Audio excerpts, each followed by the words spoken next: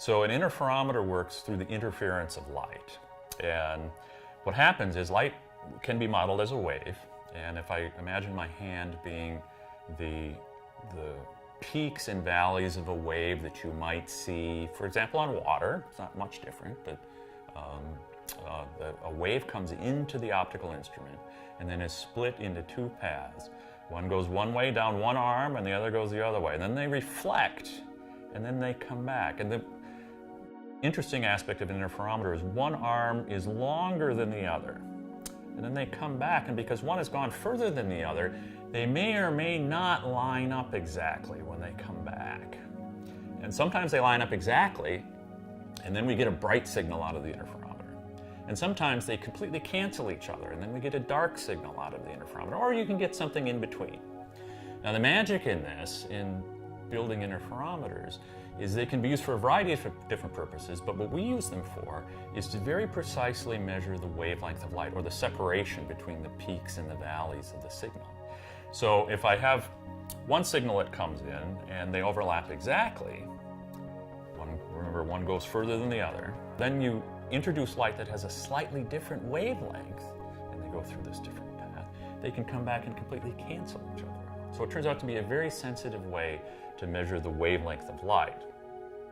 And the reason we're interested in that for MIGHTI is that the wavelength of light changes as we observe the atmosphere that is moving. So depending upon the speed of the atmosphere, the wavelength changes by a tiny bit, and we can use this interference idea to then determine what the wavelength of the light was, and then infer what the atmospheric wind was, or the line of sight velocity that we're looking at.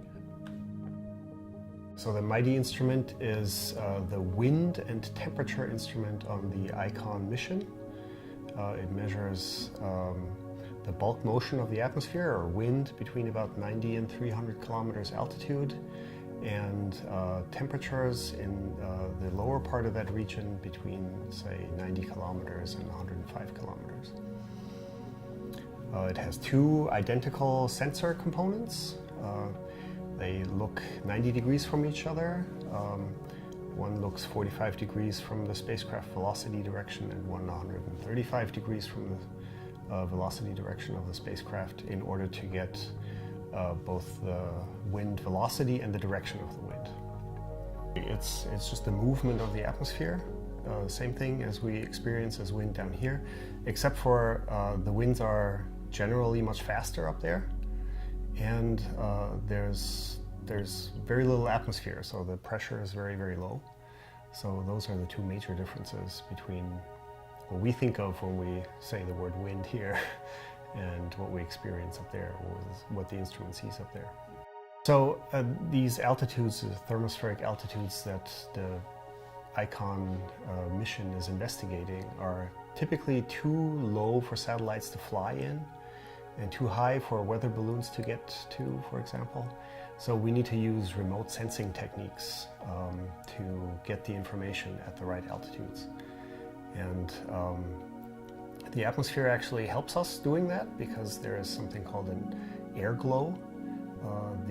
The atmosphere naturally just glows at those altitudes, more during the day and less during the night, but it's always there. This air glow is always there.